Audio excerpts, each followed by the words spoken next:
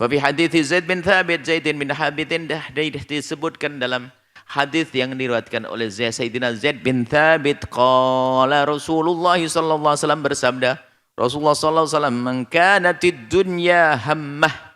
Barang siapa yang menjadikan dunia ini hammahu.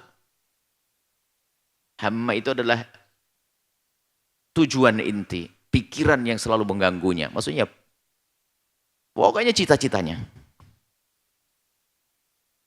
Farraqallahu alaihi amrah, maka Allah akan porak-porandakan urusan dunianya. Porak-poranda itu adalah, Allah bukan menghilangkan juga, tapi kalimat porak-poranda itu ada seperti tidak ada, enggak terlalu berguna. Mungkin dia kaya raya tapi gersang, tidak menikmati semua. Porak-poranda.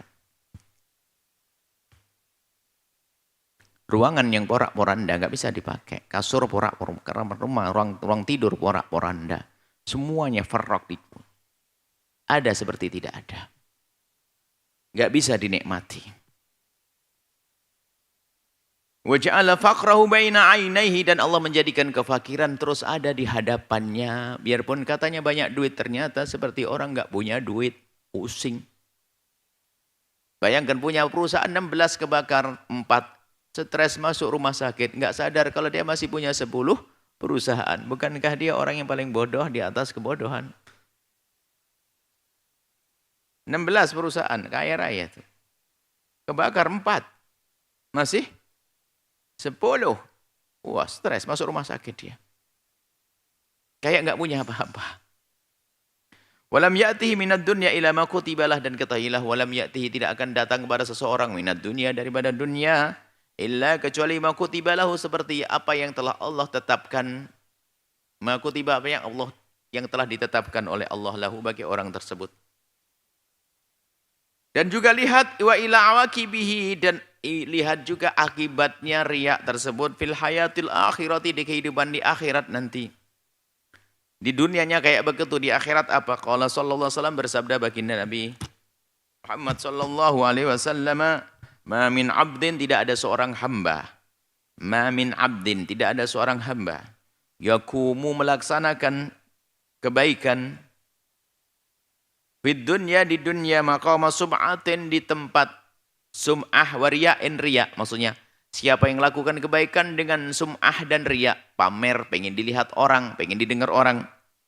Illa, kecuali samma'allahu, Allah akan perdengarkan maksud direndahkan, dipermalukan oleh Allah. Man samma, yakni diperdengarkan. Hambaku ini orang berbuat baik, kamu tahu dia adalah ahli ibadah, punya Quran 70 juz. 30 juz.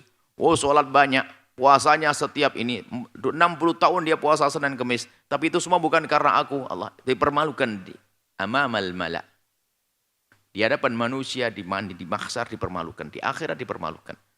Sehingga ustadz yang tidak ikhlas akan malu di hadapan murid-muridnya. Seorang ayah malu depan anaknya, seorang anak malu depan ayahnya, dipermalukan. Diperdengarkan kepada makhluk yang lain, makhluk yang nanti di mahsyar. Ini orang berbuat bukan karena aku. Ada ru'usil khalaiki, di atas kepalanya makhluk-makhluk. Yaumal qiyamati, di hari kiamat. Wakhris, dan terus berkeinginanlah engkau. Ikhris, semangatlah, terus berkeinan ala antakuna. Hendaan untuk menjadikan kaifiyatul ada'i lil ibadati. Ini tanda ikhlas. Di dalam melaksanakan atau di dalam cara melaksanakan ibadah, masyru'atan, dengan cara yang disyariatkan, solehatan, yang benar. Ma'husnil bawa'iti, tentunya dengan niat yang benar. Ternyata enggak pakai niat saja yang benar, tapi juga ibadahmu itu yang benar. Enggak cukup mengadakan ikhlas saya mau sholat. Pakai ilmu sholat dong. Ikhlas tapi sholatnya miringnya kemana itu? Sujudnya enggak benar, rukuknya enggak benar.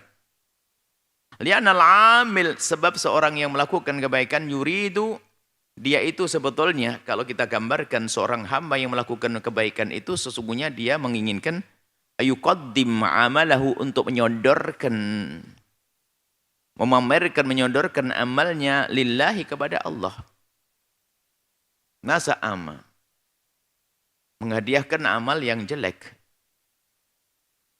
Seperti kalau di kalangan hamba, manusia, kita ingin menghadiahkan kepada seseorang daging, tapi bangkai. Bangkai. Bukan orang gembira. Marah dong. Bagaimana dengan Allah Jalla Jalaluh kita beri amal ternyata nggak ada nilainya. Ya kayak bangkai. Kotor.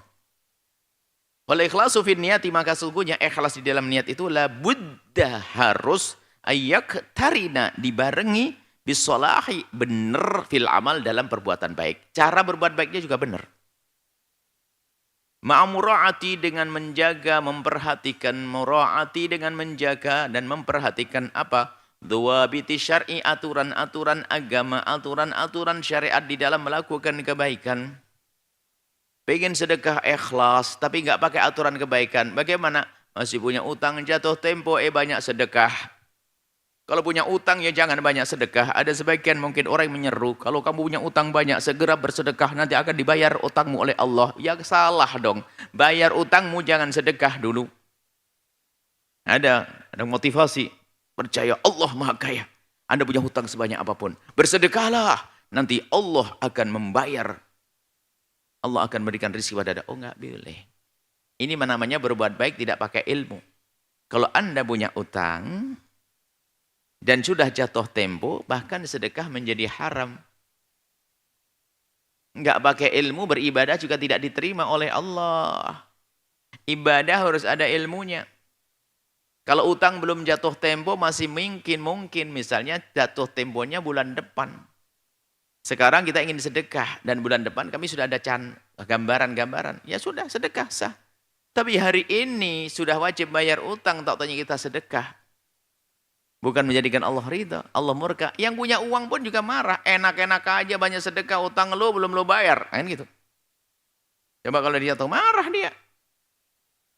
Kita pernah dengar suruhan sebagian orang begitu. Kalau kamu punya permasalahan berat, utang banyak, bersedekahlah. Nanti utangmu akan dibayar. Di mana itu? Membayar utang jauh lebih gede pahalanya daripada sedekah. Karena membayar utang adalah wajib. Sedekah adalah sunnah. Karena tidak punya ilmu, repot. Berbuat baik tidak pakai ilmu itu repot. Menjerumuskan. Maka ilmu harus ada. Ilmu sedekah. Tujuan baik kayak apapun, kalau caranya nggak baik nggak akan diterima oleh Allah. Tanda tidak tulus. Bangun masjid bagus. Tapi menggerakkan perampok sama pelacur, perempuan yang diuji oleh Allah dengan kehinaan. Cepat-cepat duit yang banyak nanti. Nyopet yang banyak biar cepat jadi masjid. Yang membangun masjid dengan sesuatu yang haram itu seperti kita wudhu. Wudhu baik untuk sholat tapi pakai air kencing. Mulai kapan? Kapan kira-kira bisa suci wudhu dengan air kencing? Kurang lebih seperti itu. Maka kalau niatnya benar tentu kebaikan-kebaikan yang dilakukan dengan cara benar. Bisa jadi langsung satu poin. Yang berbuat baik dengan cara tidak benar pasti bukan karena Allah.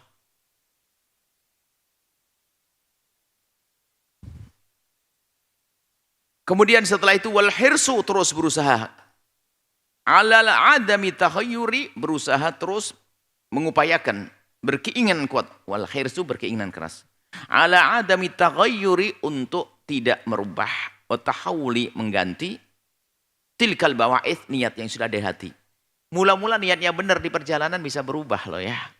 Sehingga memperbaharui niat itu terus berusaha untuk menjaga niat.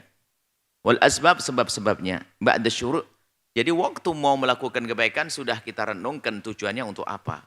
Tapi setelah berjalan bisa berubah itu niat. Maka di saat mulai berbuat baik tetap dijaga itu niat. Fil amali dan bil amr.